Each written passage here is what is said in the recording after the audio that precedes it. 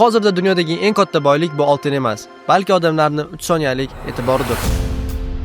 Bugungi kunda brendlar odamlar e'tiborini o'ziga tortib, ularga nimadir sotish uchun har kuni o'zini zerikarli yuzlab reklamalarni ko'rsatishadi.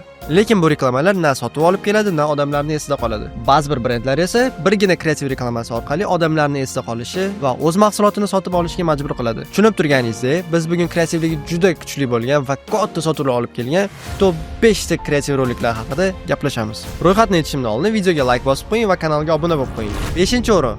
Hammamiz bilgan Red Bull kompaniyasining 2012-yilda olingan Stratus nomli reklamasi.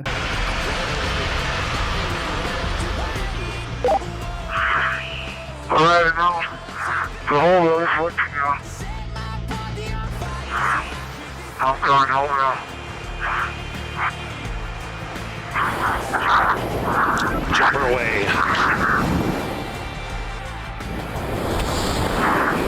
Speed 725. Showing Felix in a stable descent.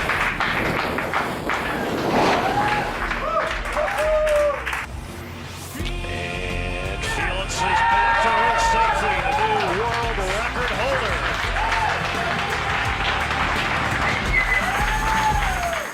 Bu rolik boshqa reklamalardan ancha katta farq qilardi. Chunki bu jonli efirda bo'lgan koinotdan sakrash missiyasi edi. Eng qizig'i Red Bull kompaniyasi bu reklamada o'zining mahsulotlarini maqtab o'tirmagan. Buning o'rniga o'zining Red Bull sizga qanot bag'ishlaydi shiorini dunyoga amalda ko'rsatib bergan. Bu efirni jonli tarzda 8 milliondan ortiq odam tomosha qilgan. Va bu reklama kompaniya sotuvlarini 7% ga oshirgan va milliardlab dollar daromad topishga sabab bo'lgan. 4-o'rin Nike kompaniyasining 2012-yilda London Olimpiadasi paytida suratga olingan reklama roliki. There are no grand celebrations here. No speeches, no bright lights. But there are great athletes. Somehow we've come to believe that greatness is reserved for the chosen few, for the superstars. The truth is, greatness is for all of us. This is not about lowering expectations. It's about raising them for every last one of us. Because greatness is not in one special place. And it is not in one special person. Greatness is wherever somebody is trying to find it.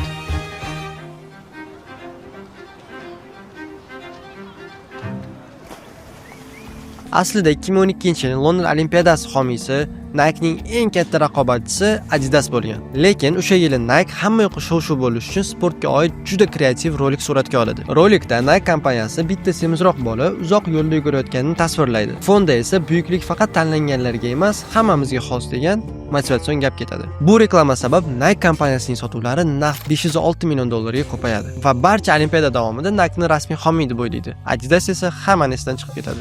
3-o'rin hamma yoshligida bir marta bo'lsa ham ko'rgan Van Damme ishtirokidagi Volvo Truck'ning reklama roliki. Reklamada Van Damme yurib ketayotgan ikkita Volvo yuk mashinasining yon oynalariga oyog'ini qo'yib, shpagat ochib o'tirgani tasvirlangan. Bunaqa rolikdan maqsad esa Volvo dinamik rul boshqaruvi qanchalik silliq va aniqligini isbotlash edi. Lekin kompaniya buni zerikarli texnik gaplar bilan emas, balki xavfli tryuklar bilan ko'rsatishni xohlagan va buni uddalagan. Natijada bu rolik ijtimoiy tarmoqlarda 100 millionlab ko'rishlar yig'di va eng qizig'i butun dunyo bo'ylab Volvo Trucklariga bo'lgan talab 24% ga oshdi.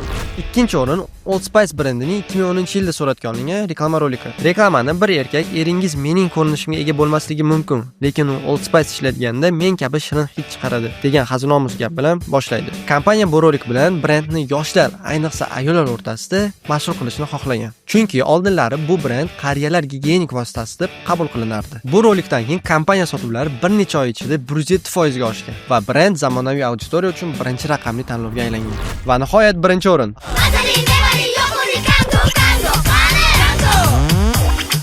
Hammamiz bilgan Apple kompaniyasining 1984 kitobi asosida olingan 1984 nomli reklama roliki. Reklamada insonlar monoton jamiyatda yashaydi va ularni katta aka nomli inson boshqaradi va kadrga to'satdan bir qiz kirib keladi va katta ekranni urib, uni sindiradi. Reklamada katta aka deb IMB kompaniyasi nazarda tutiladi.